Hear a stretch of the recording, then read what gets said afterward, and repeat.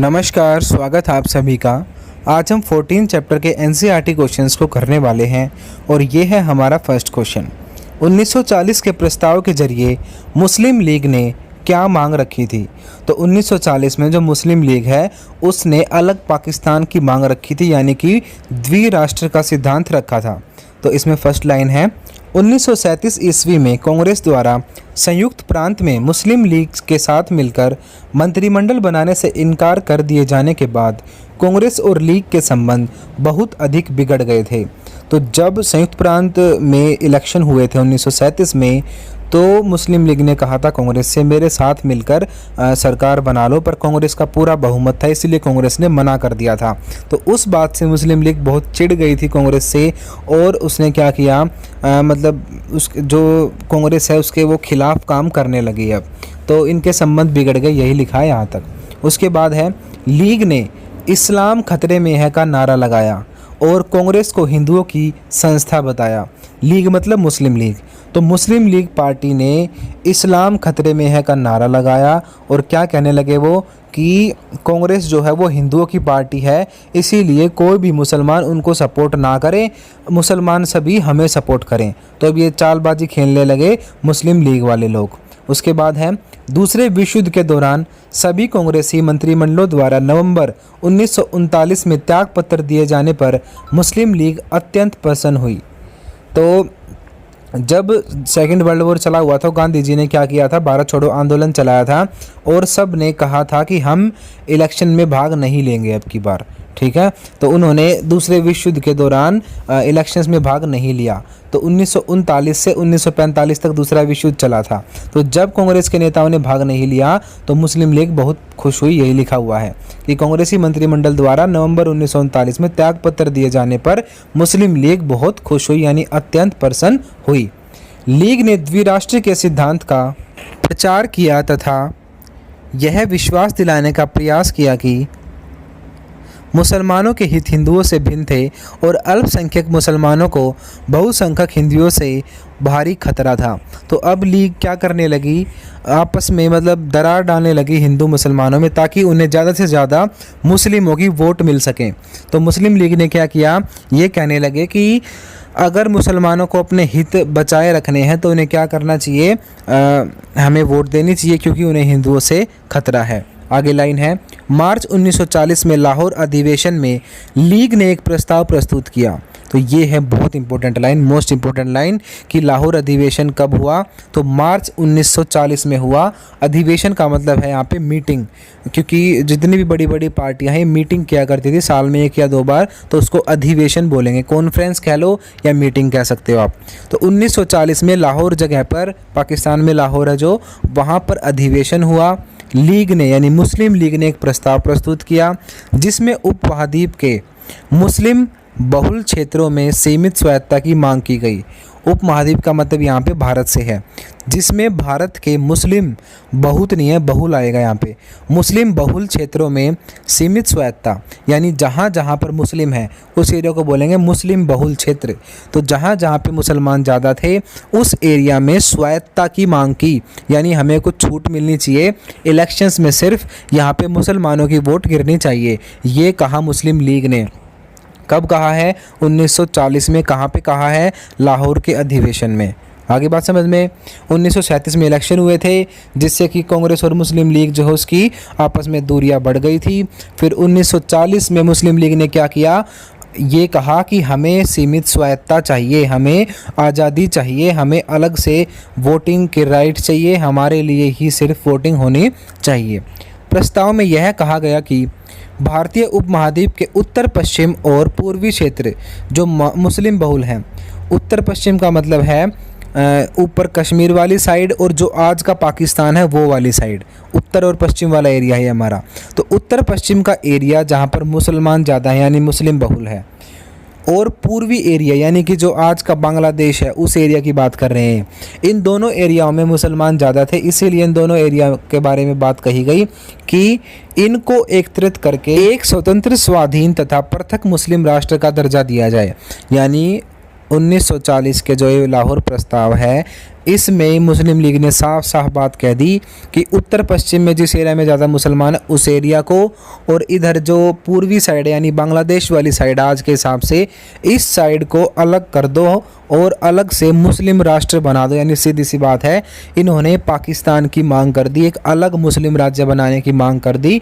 कब की है? 1940 में। यही था क्वेश्चन कि 1940 में क्या बात की मुस्लिम लीग ने। तो आप बताओगे कि इन्होंने कहा कि उत्तर पश्चिम बहुल मुस्लिम क्षेत्र को अलग कर दो और इधर पूर्वी साइड वाले मुस्लिम बहुल क्षेत्र को अलग कर दो और अलग से एक राष्ट्र का दर्जा दे दो जो कि एक मुस्लिम राष्ट्र होगा। अब आखिरी लाइन, 1940 के प्रस्ताव में मुस्लिम लीग ने पृथक मुस्लिम राष्ट्र की मांग को सभी के समक्ष उजागर किया। यानी पृथक का मतलब होता है अलग, तो पृथक मुस्लिम राष्ट्र यानी अलग मुस्लिम राष्ट्र पाकिस्तान की मांग सबके सामने रख दी।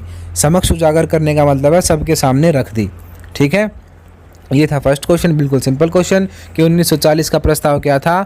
1940 का प्रस्ताव था द्विराष्ट्र का प्रस्ताव। द्वि मतलब दो, राष्ट्र मतलब देश, तो दो राष्ट्र बनेंगे। अब एक रहेगा हिंदुस्तान जहाँ पे हिंदू हैं ज़्यादा, और दो बनेंगे पाकिस्तान। एक बनेगा उत्तर पश्चिम साइड जो कि आज वाला पाकिस्तान है, एक बनेगा पूर्वी साइड जो कि आज का बांग्लादेश है। ठीक है, तो ये मांग रखी थी मुस्लिम लीग ने 1940 में। अब है सेकंड क्वेश्चन, कुछ लोगों को ऐसा क्यों लगता था कि बंटवारा बहुत अचानक हुआ है। सभी को ऐसा लगता था कि बंटवारा जो है बहुत अचानक हुआ है, क्योंकि लोग ये सोच भी नहीं सकते थे कि इतनी जल्दी बंटवारा हो जाएगा। बिल्कुल परिवार की तरह वो लोग रहते थे, परंतु देखते ही देखते जो देश है उसके दो टुकड़े हो गए। ये अब इसका आंसर पढ़ लेते हैं एक बार। कुछ इतिहासकारों के अनुसार देश का विभाजन अचानक हुआ।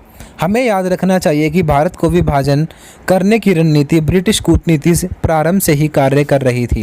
यानी जो अंग्रेज हैं उनकी कूटनीति शुरू से ही हमें अलग करने में लगी हुई थी। ब्रिटिश प्रशासकों ने प्रारंभ से ही फूट डालो और शासन करो की नीति का अनुसरण किया। यानी अंग्रेजों ने हमेशा ही आपस में लड़ाओ इनको और राज करो की नीति को अपनाया। भारतीय राष्ट्रीय आंदोलन को दुर्बल बनाने के लिए मुसलमानों की सांप्रदायिक भावनाओं को उत्तेजित करते रहे। तो हमेशा ही सांप्रदायिक का मतलब होता है धर्म के नाम पर।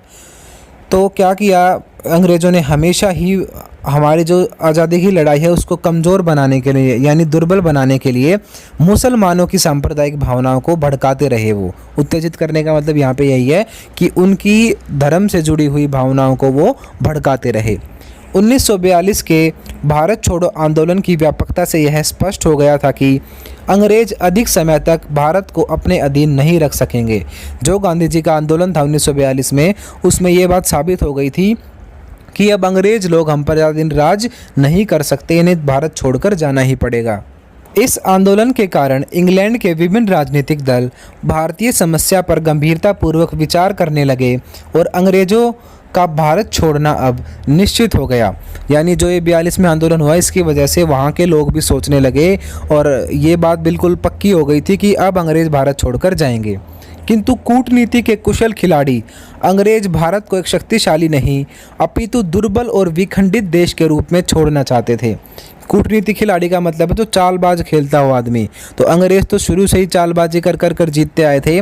तो कूटनीति के कुशल खिलाड़ी जो थे अंग्रेज, वो भारत को एक शक्तिशाली नहीं बल्कि दुर्बल यानी कि कमज़ोर, विखंडित मतलब बिखरा हुआ, तो दुर्बल और विखंडित देश के रूप में छोड़ना चाहते थे। अब उन्हें पता तो चल गया था कि हमें भारत छोड़कर जाना पड़ेगा, पर वो ये सोच रहे थे कि अब जाते जाते इनको लड़ा के जाएंगे आपस में। तो अतः वे अचानक विभाजन के लिए तैयार हो गए। और जैसे ही आंदोलन चल रहा था सेकेंड वर्ल्ड वॉर के टाइम पे भारत छोड़ो आंदोलन भारत में, तो उस आंदोलन में जैसे ही मांग रखी गई कि आपको भारत छोड़ के जाना चाहिए अब, तो वो तुरंत मान गए कि हम भारत छोड़कर चले जाएंगे, पर एक शर्त है हमारी, पहले बंटवारा होगा तब हम भारत छोड़ के जाएंगे। मुस्लिम लीग जो है इसकी बात मानी जाएंगी सारी, तब हम भारत छोड़कर जाएंगे। तो आगे यही है, हमें याद रखना चाहिए कि उपमहाद्वीप के मुस्लिम बहुलता वाले क्षेत्रों के लिए सीमित स्वायत्तता की मांग से विभाजन होने के बीच का काल केवल 7 वर्ष था। लैंग्वेज थोड़ी सी टफ लग रही होगी आपको, पर मैं आपको समझा देता हूँ क्या है। बिल्कुल सिंपल है। वैसे ये आप सिंपल लाइन भी लिख सकते हैं यहाँ की जगह। उपमहाद्वीप के मुस्लिम बहुलता वाले क्षेत्रों की सीमित स्वायत्तता की मांग का मतलब है भारत में जब 1940 में जो मांग रखी है अलग से मुस्लिम राष्ट्र बनाने की, यानी अलग से पाकिस्तान बनाने की, तो उसका टाइम यानी 40 में रखी थी वो मांग। उस टाइम से लेकर अब तक यानी 1947 तक केवल 7 वर्ष का ही तो समय है, और 7 साल के अंदर अंदर देश के टुकड़े हो गए, और किसी ने सोचा भी नहीं था कि ऐसे देश बढ़ सकता है। तो आप ये हमें याद रखना वाली जो लाइन है पूरी, इसकी बजाय अपनी सिंपल लाइन लिख दो कि हमें याद रखना चाहिए कि जब मुस्लिम लीग ने अलग पाकिस्तान की मांग की थी उस समय से लेकर 47 तक केवल 7 वर्ष हुए हैं, और ये बहुत ही कम समय है जिसके अंदर देश का विभाजन हो गया। तो आपकी मर्जी है, आप या तो यही लाइन लिख लो अगर आपको टफ नहीं लगी तो ये, बाकी आप सिंपल जो मैंने अभी आपको लाइन बताई वो लाइन हमें से हो गया था कि ये पैसेज हटाकर आप लिख सकते हो, बिल्कुल सिंपल तरीके से। ठीक है, अब है हमारा नेक्स्ट क्वेश्चन, आम लोग विभाजन को किस तरह देखते थे। इंपॉर्टेंट क्वेश्चन है, पूछा गया है कई बार। तो आम लोग प्रारंभ में देश के विभाजन को केवल थोड़े समय के लिए ही मानते थे, यानी वो मानते थे छोटी मोटी लड़ाई है, देश ऐसे बढ़ थोड़ी जाएगा, ये हल्की फुल्की लड़ाई है, थोड़ी देर में ठीक हो जाएगी, ये केवल थोड़े समय के लिए है। पहला पॉइंट ये आया है। उनका विचार था कि विभाजन स्थायी नहीं होगा, यानी विभाजन लंबा नहीं चलेगा, ये केवल कुछ टाइम के लिए है, स्थायी नहीं है। स्थायी का मतलब होता है जो हमेशा के लिए हो। तो लोगों को ये लगता था ये ऐसी लड़ाई है, स्थायी नहीं है विभाजन। कुछ समय बाद जैसे ही शांति और कानून व्यवस्था स्थापित हो जाएगी वे अपने घरों को वापस लौट जाएंगे, यानी आम लोग सोचते थे जैसे ही शांति होगी हम वापस अपने अपने घर चले जाएंगे।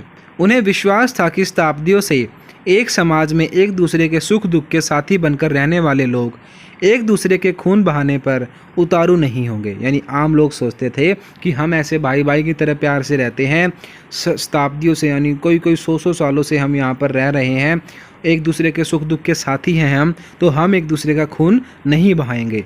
आगे है, देश का विभाजन उनके दिलों के विभाजन का कारण नहीं बनेगा। स्थिति सामान्य होते ही वे फिर से मिलजुल कर एक ही समाज में रहेंगे। वास्तव में आम लोग, वे चाहे हिंदू थे अथवा मुसलमान, धर्म के नाम पर एक दूसरे सिर काटने को इच्छुक नहीं थे, यानी कि वो चाहते थे दोबारा से अच्छे से हम रहेंगे, देश का विभाजन हमारे दिलों के विभाजन का कारण नहीं बनेगा, ये सोच थी आम लोगों की। अनेक नेता और स्वयं गांधी जी भी अंत तक विभाजन का विरोध करते रहे। गांधी जी और भी बहुत सारे नेता सभी विभाजन के विरोध में थे। आम लोगों का गांधी जी में अटूट विश्वास था। उन्हें लगता था कि गांधी जी किसी भी कीमत पर देश का विभाजन नहीं होने देंगे। तो आम लोग सोचते थे कि गांधी जी बंटवारा नहीं होने देंगे, इसीलिए वे आसानी से अपने घरों को छोड़ने और रिश्ते नातों को तोड़ने के लिए तैयार नहीं थे। लोगों को लग रहा था केवल ये छोटे मोटे दंगे हैं, देश नहीं बटेगा, गांधी जी जैसे नेता हैं देश में, वो देश को नहीं टूटने देंगे, बंटवारा नहीं होने देंगे। देश का विभाजन और उनके परिणाम स्वरूप होने वाली हिंसा ने उन्हें झकझोर डाला। पर जो देश में दंगे हुए, विभाजन हुआ, उसकी वजह से क्या हुआ, मतलब बिल्कुल वो झकझोर दिए गए, मतलब हिल गए बिल्कुल वो अंदर से।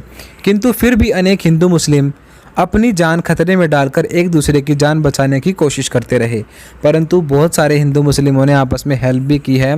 जैसे किसी हिंदू एरिया में कोई मुसलमान बहुत पहले से रह रहा था, अच्छा इंसान था, तो बहुत सारे हिंदू ने उनकी जान भी बचाई। और ऐसे ही बिल्कुल पाकिस्तान में भी मुस्लिम एरियाज़ में मुस्लिमों ने भी हिंदुओं की जान बचाई। पर मारकाट और हिंसा वाले समय पे बहुत बुरा हाल हो जाता है, इंसानियत नाम की चीज़ नहीं रहती लोगों में। तो ऐसा ही हो रहा था उस टाइम पे भी। तो यहाँ पे लिखा कि आम लोग जो है विभाजन नहीं चाहते थे। विभाजन में जब हिंसा फैली तब भी हिंदू मुस्लिमों ने आपस में हेल्प की है।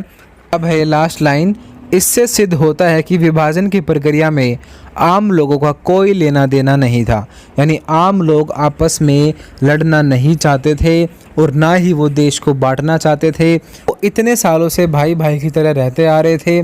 तो सिंपल सी बात है कि आम लोग बंटवारा नहीं चाहते थे, वो ये चाहते थे जैसे हालात पहले थे बिल्कुल वैसे ही हो जाएं और हिंदू और मुस्लिम भाई भाई की तरह साथ मिलकर रहें।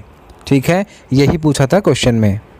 अब है नेक्स्ट क्वेश्चन, विभाजन के खिलाफ महात्मा गांधी की क्या दलील थी, यानी महात्मा गांधी की क्या सोच थी विभाजन को लेकर।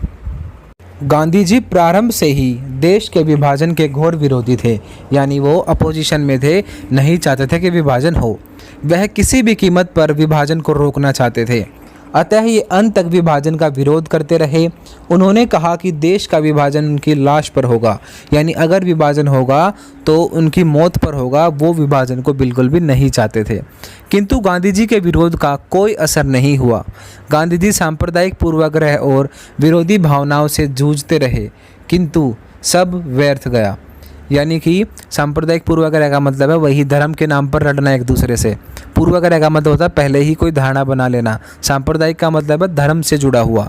तो सांप्रदायिक पूर्वाग्रह, तो आपस में जो लोगों की भावनाएं थी, आपस में जो विरोधी भावनाएं हो चुकी थी, उनसे गांधी जी जूझते रहे और उनको आपस में ठीक नहीं कर पाए। हिंदू मुस्लिम के बीच में जो दरार आ गई थी उसको गांधी जी ठीक नहीं कर पाए। आगे फिर अंततः देश का विभाजन हो गया और भारतीय राष्ट्रीय कांग्रेस को इसे स्वीकार करना पड़ा, और ऐसे करके देखते ही देखते देश का बंटवारा हो गया और कांग्रेस ने भी इसे मान लिया। अहिंसा और सत्य के पुजारी महात्मा गांधी असहाय थे। असहाय का मतलब है हेल्पलेस थे, अब कुछ नहीं कर सकते थे वो। और सत्य के पुजारी महात्मा गांधी असहाय थे, ये लाइन हो गई। और वे निरंतर सांप्रदायिक सद्भाव स्थापित करने के प्रयासों में लगे रहे। सांप्रदायिक मैंने भी बताया धर्म से जुड़ा हुआ, सद्भाव का मतलब होता है अच्छे रिलेशन। तो वो हमेशा किस चीज़ में लगे रहे, वो सांप्रदायिक सद्भाव यानी आपस में हिंदू मुस्लिम की जो रिलेशन है उसको ठीक करने में लगे रहे। उन्हें विश्वास था कि वे अपने प्रयासों में सफल होंगे। लोग हिंसा और घृणा का रास्ता छोड़ देंगे और भाइयों के साथ मिलकर सभी समस्याओं का समाधान कर लेंगे। गांधी जी सोचते थे कि दोबारा से ये लोग ठीक हो जाएंगे, हिंसा वगैरह ख़त्म हो जाएगी और दोबारा भाई भाई की तरह साथ मिलकर सभी समस्याओं को सुलझा लेंगे। गांधी जी ने निडर सांप्रदायिक दंगों से ग्रस्त विभिन्न स्थानों का दौरा किया और सांप्रदायिकता के शिकार लोगों को राहत पहुंचाने के प्रयास किए। यानी जहाँ जहाँ पर हिंदू मुस्लिम दंगे हो रहे थे वहाँ पर निडर यानी बिना डरे गांधी जी गए और सभी की हेल्प की। विभाजन के प्रति उनका दृष्टिकोण बिल्कुल निंदनीय था। ये वर्ड साफ नहीं दिख रहा है, ये लिखा हुआ है निंदनीय, बिल्कुल के बाद लिखा है निंदनीय। तो विभाजन के प्रति उनका दृष्टिकोण क्या था, निंदनीय था, यानी वो इसे बहुत बुरा मानते थे, निंदा करते थे इसकी। वे विभाजन को एक अत्यंत घृणित कार्यक्रम मानते थे, यानी बहुत बेकार मानते थे, तथा इसके पक्के विरोधी थे, इसके विरोधी थे वो। वे सभी नेताओं की तरह आज़ादी के जश्न में शामिल न होकर पीड़ित स्थलों का दौरा कर रहे थे। यानी जब हम इंडिपेंडेंट हुए थे उस आज़ादी के जश्न में महात्मा गांधी शामिल नहीं हुए थे, क्योंकि वो आज़ादी से खुश तो थे, पर जो देश का बंटवारा हुआ है, हिंदू मुस्लिमों में जो लड़ाई हुई है, दंगे हुए हैं, उससे वो बहुत ज़्यादा नाराज़ थे। इसीलिए वो जो सेलिब्रेशन हुआ था हमारी आज़ादी का, उसमें भी गांधी जी नहीं गए थे, बल्कि उस समय वो इन लोगों की हेल्प में लगे हुए थे। उन्होंने प्रत्येक स्थान पर अल्पसंख्यक समुदाय को सांत्वना प्रदान की। यानी अल्पसंख्यक मतलब जैसे हिंदू बहुल एरिया में जो मुस्लिम कम थे, उस एरिया में वो गए और सभी को सांत्वना दी, यानी उन्हें तसल्ली दी कि सब ठीक हो जाएगा, ऐसा ही हो जाता है दंगे वंगे, ऐसे करके उन्होंने सबकी हेल्प की। उन्होंने भरसक प्रयास किया कि हिंदू मुस्लिम एक दूसरे का खून न बहाएं, अपितु परस्पर मिलजुल कर रहे। उन्होंने पूरे प्रयास किए, भरसक प्रयास का मतलब है पूरे फुल एफर्ट लगाकर प्रयास किए कि हिंदू मुस्लिम एक दूसरे का खून ना बहाएं और मिलजुल कर रहें। तो ये थी गांधी जी की सोच बंटवारे को लेकर। वो नहीं चाहते थे बंटवारा हो, वो चाहते थे हिंदू मुस्लिम एक साथ रहें। वो नहीं चाहते थे कि देश में दंगे हों, सांप्रदायिक हिंसा फैले, मतलब वो पाकिस्तान की मांग को स्वीकार नहीं करते थे। उनका कहना था भारत एक ही रहना चाहिए, और उन्होंने एक लाइन भी कही थी, अगर भारत बटेगा तो मेरी लाश पर बटेगा, यानी मैं इसका बिल्कुल विरोध करता हूँ। ठीक है, मेरे जीते जी विभाजन नहीं होना चाहिए। तो ये थे गांधी जी के विचार विभाजन को लेकर। इस चैप्टर के हमने 4 एनसीईआरटी क्वेश्चंस कवर कर लिए हैं, और अगले जो क्वेश्चन हैं वो हम नेक्स्ट वीडियो में करेंगे, क्योंकि वीडियो ज़्यादा लंबी हो जाएगी ऐसे। तो अगर आपको वीडियो अच्छी लगी है लाइक कर दें, कमेंट कर दें, और इस वीडियो को ज़्यादा से ज़्यादा अपने दोस्तों तक शेयर भी कर दें, ताकि वो भी अच्छे से 12th क्लास की तैयारी कर सकें। और अगर आप चैनल पर नए हैं तो ज़रूर इसको सब्सक्राइब कर लें, क्योंकि सिर्फ 12th क्लास ही नहीं, अगर आपको हिस्ट्री और इंग्लिश वगैरह कोई भी चीज़ पढ़नी है तो आपको सब हमारे चैनल पर अवेलेबल होंगी। तो अगर आपको वीडियो अच्छी लगी है कर दें इसको शेयर।